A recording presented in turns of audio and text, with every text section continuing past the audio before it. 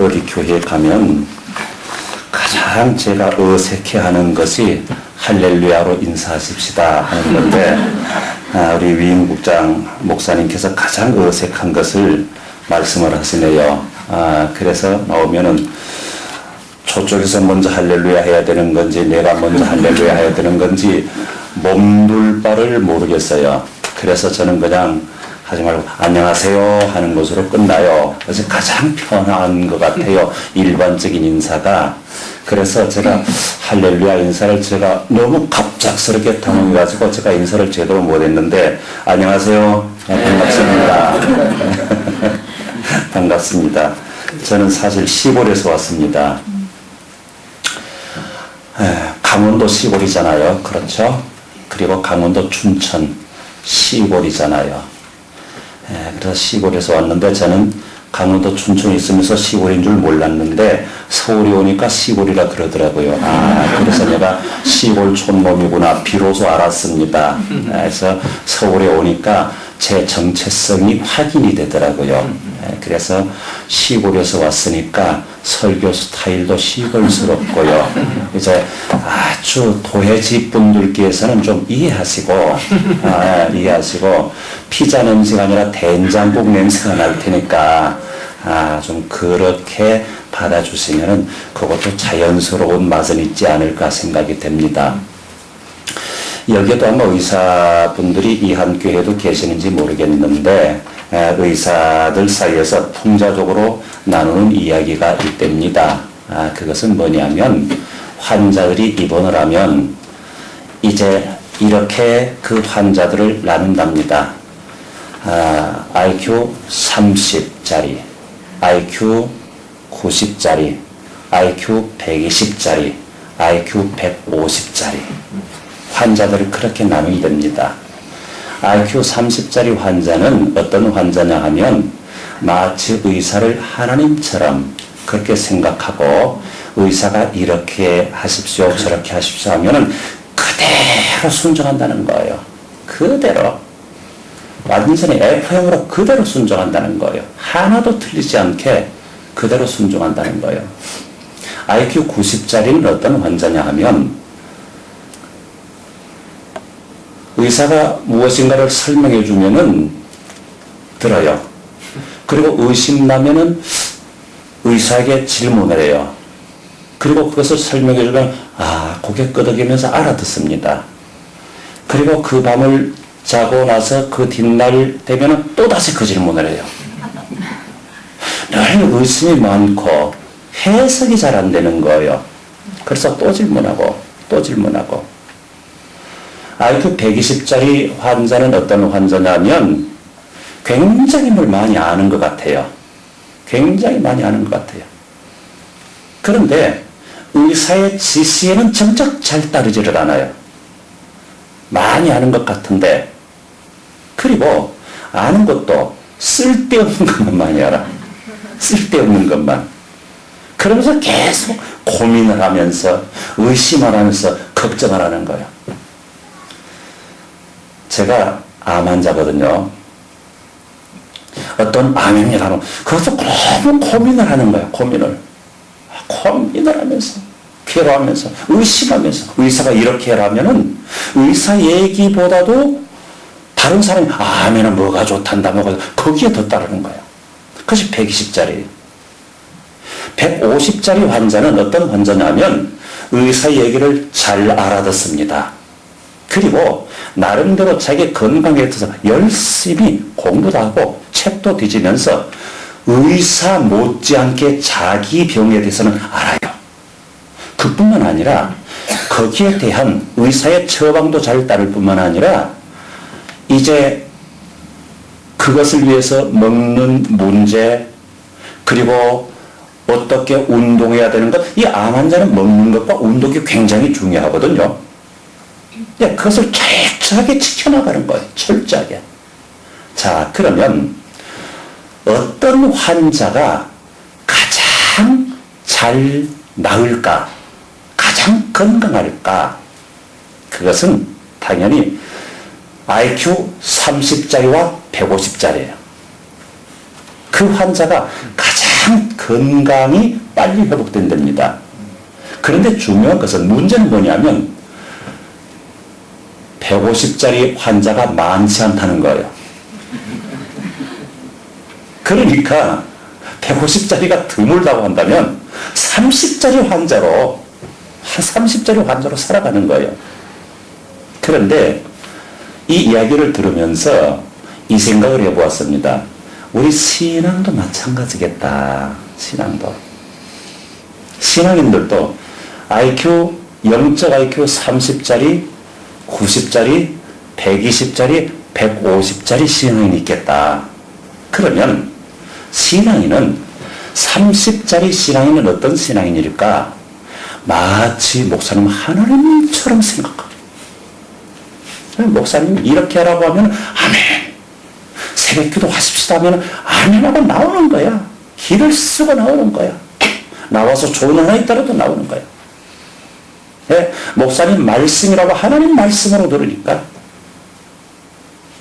90짜리 신자는 어떤 신자일까? 너무 의심이 많아. 의심이 많아도 그냥 많은 게 아니라 너무 많아. 너무 많아. 그것에 대해서 목사님이 설명해 주면 알아듣는 것 같다. 그런데 그 의심이 또 생겨. 또 생겨. 110짜리 신자는 어떤 신자냐? 아는 것이 너무 많아요.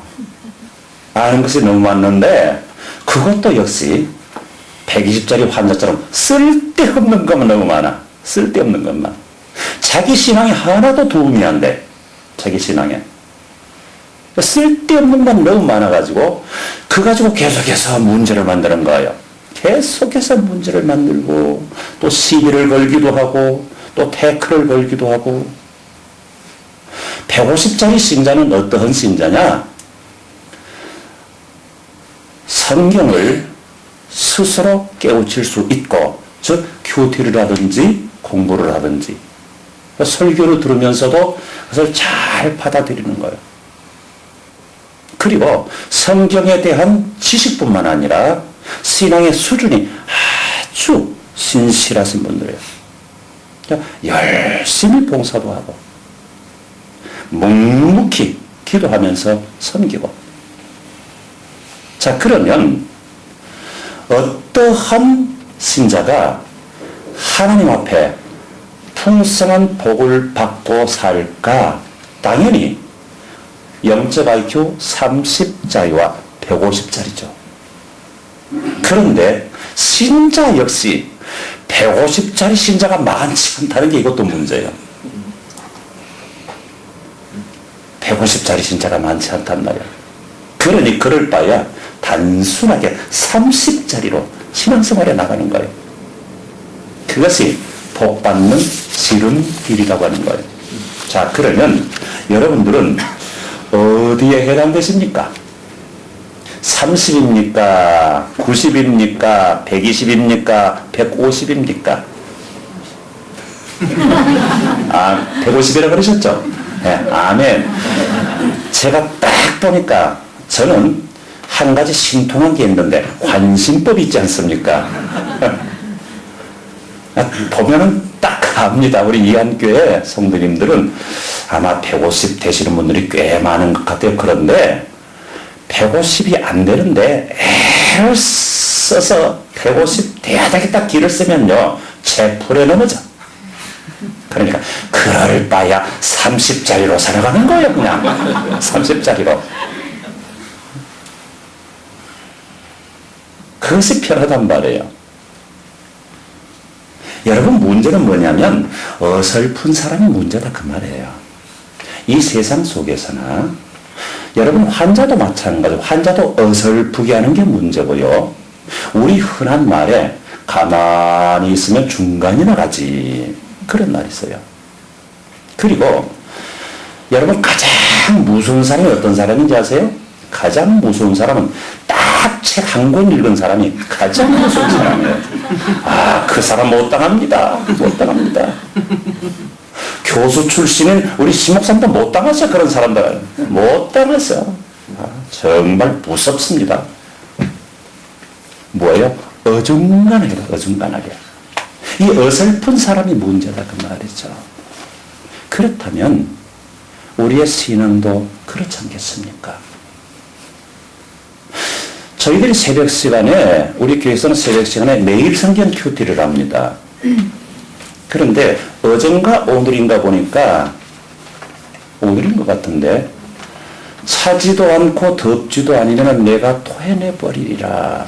어중간하다 그 말이죠. 어중간하다 그 말이죠.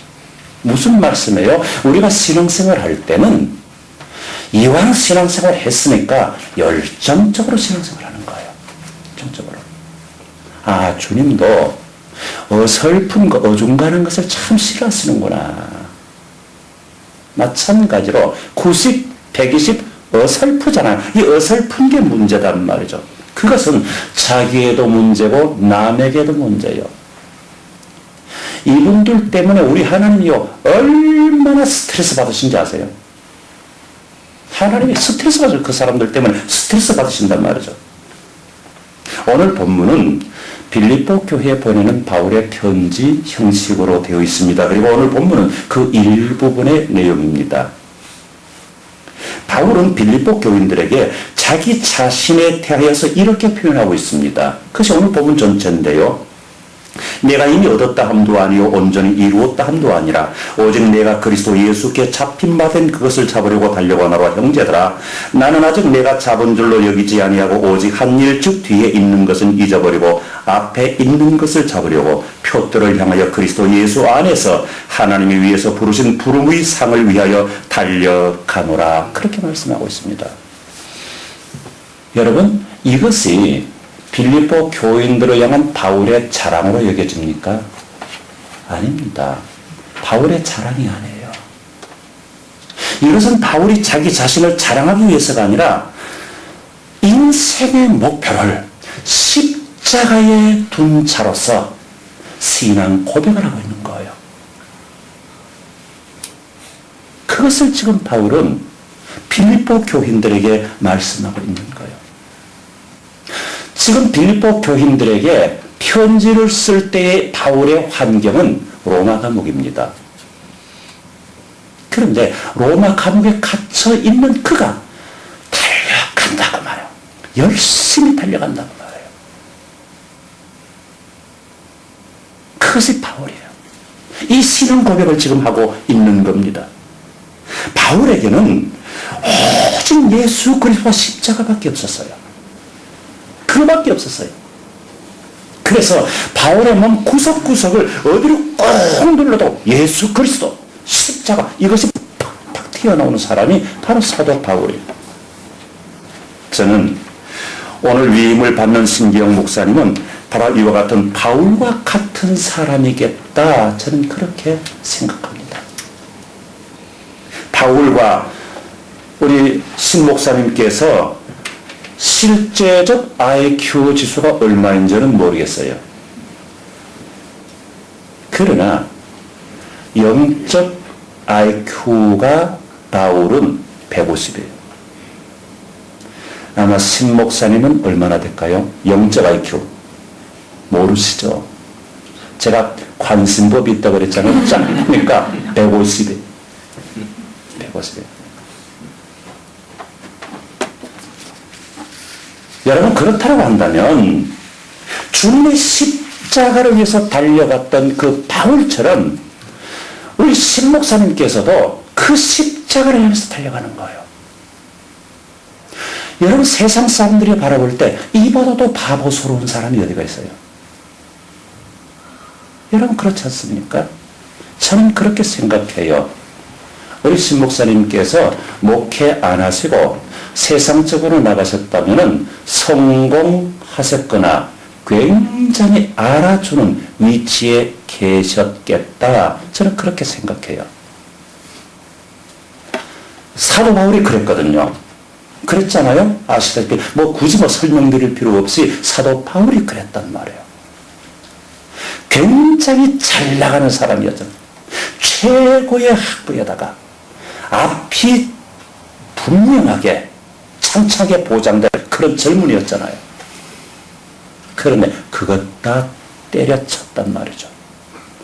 왜요? 예수 그리스도께 붙잡힌 바 되니까 그 예수 그리스도이란 놀라운 복음의 역사가 다른 것들을 배설물로 여기게 하더라고 하는 거예요.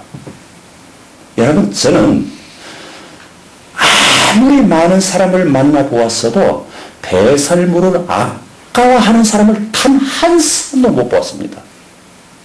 아마 이 한교회도 배설물 아까워하시는 분 아무도 없을걸요?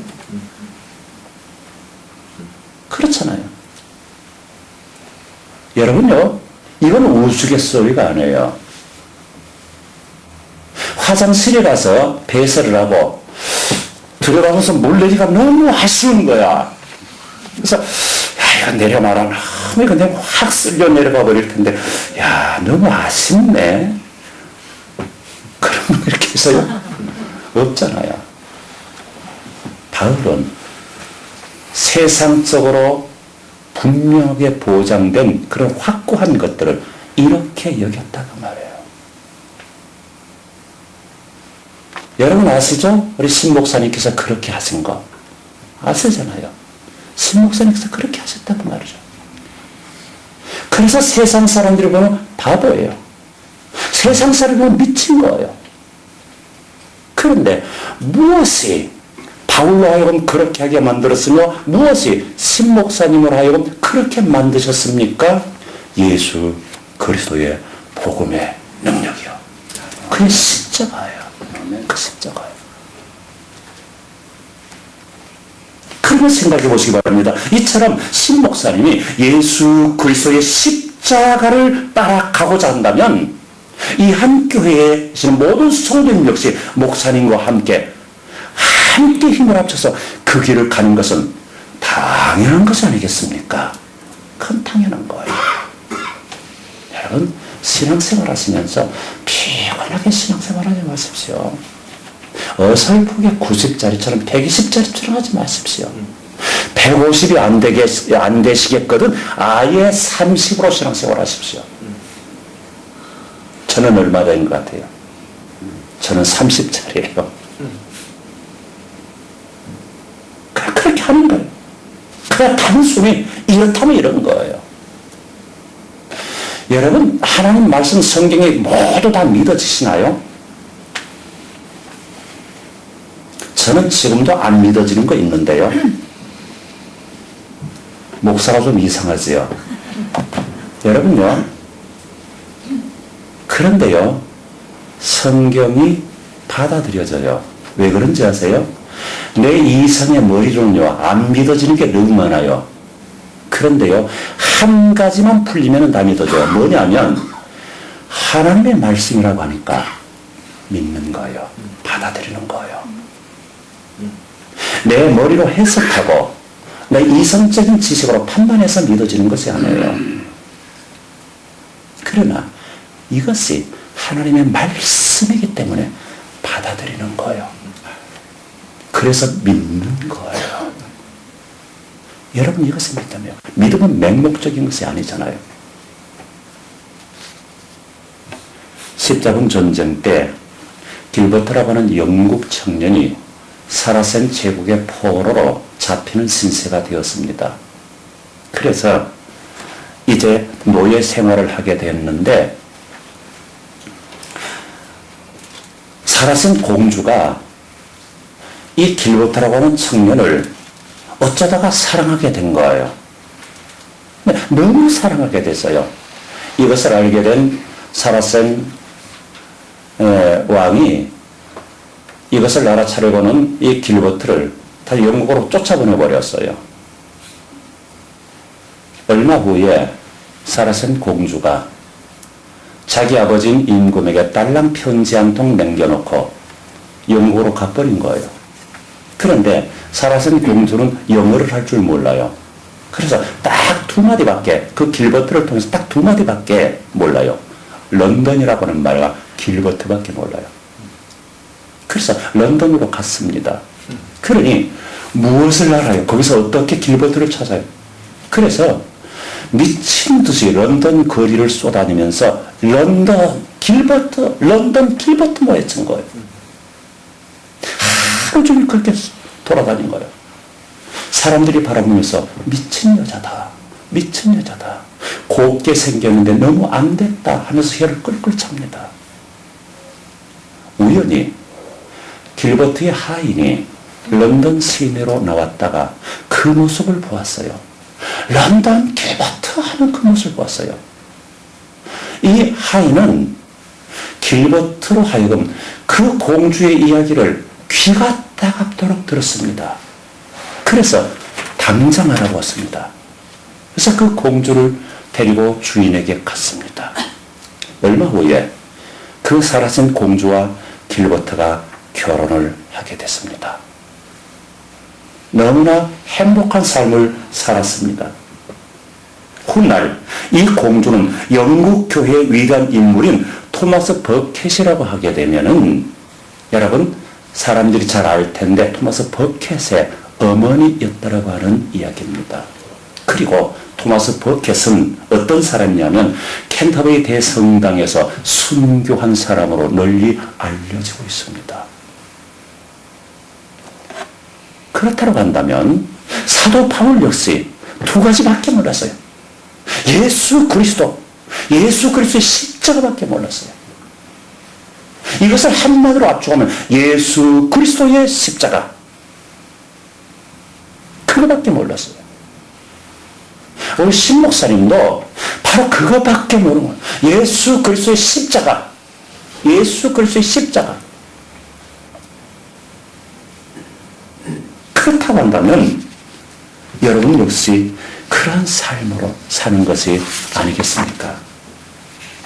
그리고 오늘 위임받으신 신기영 목사님 정말 바울 닮은 사람이라고 생각해요. 그러면 어떤가요? 사도 바울은 이렇게 말한 적이 있습니다. 내가 그리스도를 본받은 자 된 것처럼 너희들은 나를 본받는 자 되라. 그러면 우리 신 목사님께서 바울을 닮으셨다면 바울은 누구 닮았어요? 예수님 닮았잖아요. 그러면 신 목사님은 누구를 본받고 누구 닮은 사람이에요? 예수님 본받고 예수 닮은 사람이잖아요.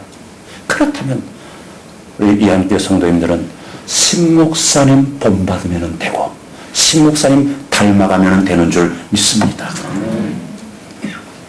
어린 왕자에 보면 그런 이야기가 나오죠. 잘 아시죠? 어린 왕자가 자기가 사는 소옥성을 떠나서 집으로 왔습니다. 그래서 그 과정 중에서 여우와 함께 이야기하고 나누는데 한 번은 여우를 떠나서 이제 구경을 나갔다가 너무나도 낙심이 돼서 여우에게로 돌아옵니다. 왜 낙심했는지 아시죠? 자기 소옥성에 있는 그 하나의 장미가 유일한 장미인 줄 알았는데 너무 수천 수만 속이 똑같은 장미들이 너무 많은 거예요. 그래서 낙심을 해가지고 돌아옵니다. 여우가 그때 무슨 말을 해주나요? 아니야. 가서 다시 한번 봐봐. 너가 갖고 왔던 소옥성에 내가 물 주고 벌레 잡아주고 바람막이 해주고 했던 그 장미와 전혀 다른 장미일 거야. 다시 가봅니다. 가보고 너무 기분 좋았어요. 왜냐하면 수천 수만 소의 장미가 있지만은 자기가 소옥성에서 그렇게 정말 인내하면서 수고하면서 갖고 왔던 장미와는 전혀 다른 장미예요.